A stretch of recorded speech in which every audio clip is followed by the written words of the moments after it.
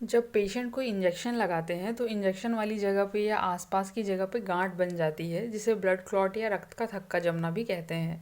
गांठ के साथ आसपास सूजन या इन्फ्लामेशन हो जाती है और कभी कभी दर्द होने लगता है। तो आखिर ये सारी प्रॉब्लम्स इंजेक्शन लगाने के बाद क्यों होती है और कैसे इस ब्लड क्लॉट या गांठ को ठीक किया जा सकता है, तो इस वीडियो में हम इन्हीं सारे टॉपिक्स के बारे में बात करेंगे कि अगर गांठ बन जाती है, इन्फ्लेमेशन या सूजन हो जाता है इंजेक्शन लगाने के बाद, तो इन सारे प्रॉब्लम्स को आप कैसे सॉल्व कर सकते हैं। कंप्लीट इन्फॉर्मेशन आपको इस वीडियो में मिलने वाली है, तो फ्रेंड्स वीडियो के एंड तक ज़रूर बने रहें।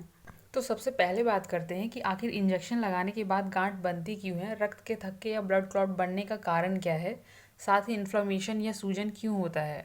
रक्त के थक्के या ब्लड क्लॉट तब बनते हैं जब ब्लड के कुछ हिस्से गाढ़े हो जाते हैं और सेमी सॉलिड मास फॉर्म बनाते हैं। यह प्रोसेस एक चोट से शुरू हो सकती है या यह कभी कभी उन रक्त वाहिकाओं के भीतर हो सकती है जिनमें कोई क्लियर चोट नहीं है और खून के थक्के को घुलने में समय लगता है। मीन्स रक्त के थक्कों को घुलने में उनके आकार व साइज के अकॉर्डिंग हफ्तों से लेकर महीनों तक का समय लग सकता है। ओके, तो इंजेक्शन लगाने के बाद गांठ बनने के कई सारे कारण हो सकते हैं। तो सबसे पहला कारण है, हो सकता है कि आपने इंजेक्शन सही नहीं लिया है। मीन्स इंजेक्शन गलत देने की वजह से वहाँ गांठ बनती है और वहाँ इन्फ्लामेशन या सूजन होता है। ओके, और ये आखिर होता क्यों है।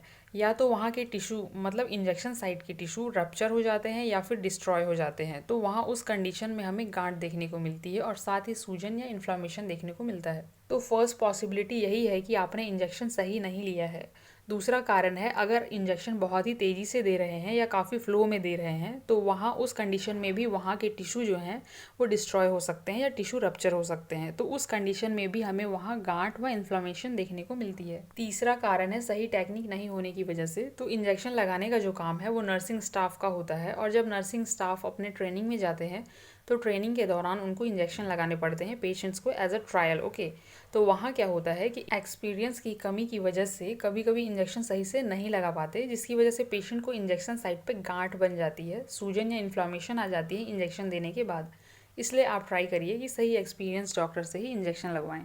नेक्स्ट कारण है, कभी कभी क्या होता है कि इंजेक्शन लगाते समय अगर नीडल की टिप या नोक मसल्स में पर्याप्त गहराई तक नहीं पहुंचती है या फिर वह रक्त वाहिका या ब्लड वेसल से टकराती है, तो ऐसी कंडीशन में वह ब्लड स्ट्रीम में इंजेक्ट हो सकती है, जिससे यह बॉडी के साथ रिएक्ट कर जाती है।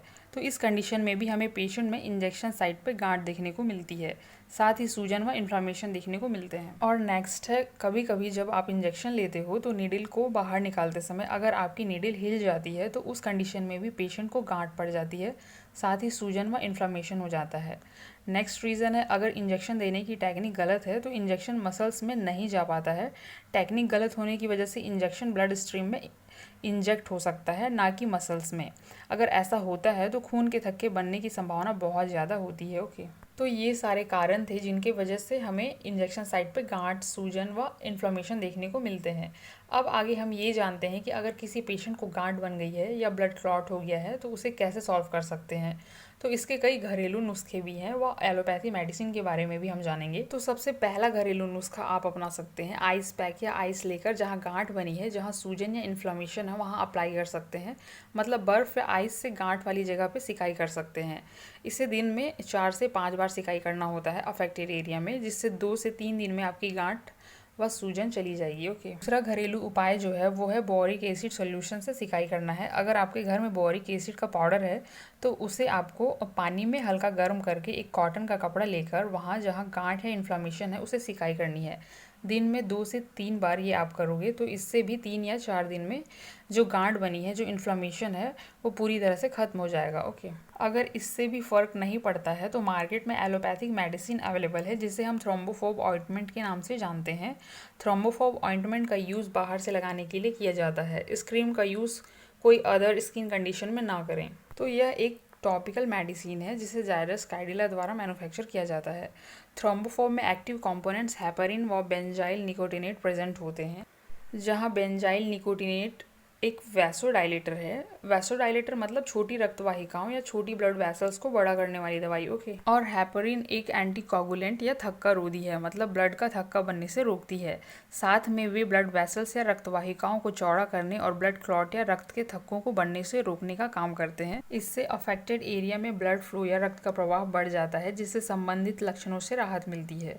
अब आगे देखते हैं कि ये ऑइंटमेंट काम कैसे करेगा। देखिए, अगर आप इस ऑइंटमेंट को यूज़ करते हो तो दिन में 2 से 3 बार गांठ वाले इन्फ्लेमेशन वाले एरिया या अफेक्टेड एरिया में रब करना है।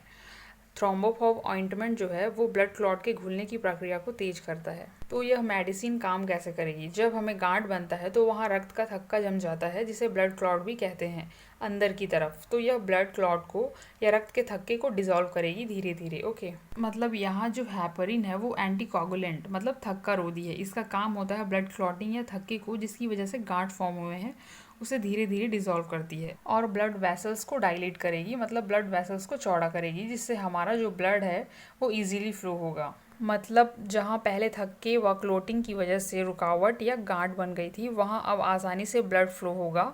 मीन्स गांठ अब डिसअपियर हो चुकी होगी थ्रोम्बोफॉब ऑइंटमेंट के यूज़ से। तो इस तरह से थ्रोम्बोफॉब ऑइंटमेंट में प्रेजेंट कंपोनेंट्स काम करते हैं। और इस ऑइंटमेंट के यूज़ से आपके जो गांठ बने हुए हैं, इन्फ्लेमेशन या सूजन हुआ है, वो 2 से 3 दिन में ख़त्म हो जाते हैं। तो थ्रोम्बोफॉब ऑइंटमेंट के जो मेन बेनिफिट्स हमें देखने को मिलते हैं वो ये है कि यह ऑइंटमेंट ब्लड वेसल्स को चौड़ा करता है और खून के थक्कों को बनने से रोकता है। साथ ही यह ऑइंटमेंट अफेक्टेड एरिया में मतलब गांठ वाली एरिया में ब्लड क्लॉट को डिसॉल्व करता है और खून के प्रवाह को या ब्लड फ्लो को भी बढ़ाता है। थ्रोम्बोफॉब ऑइंटमेंट ब्लड क्लॉट के घुलने या ब्लड क्लॉट के डिसॉल्व होने के प्रोसेस को तेज करता है, जिससे दर्द और सूजन में कमी आती है। थ्रोम्बोफॉब ऑइंटमेंट को अफेक्टेड एरिया में लगाने के बाद हल्की पेन, जलन या रेडनेस हो सकती है। यह आमतौर पर टेम्पररी होता है और अपने आप ठीक हो जाता है।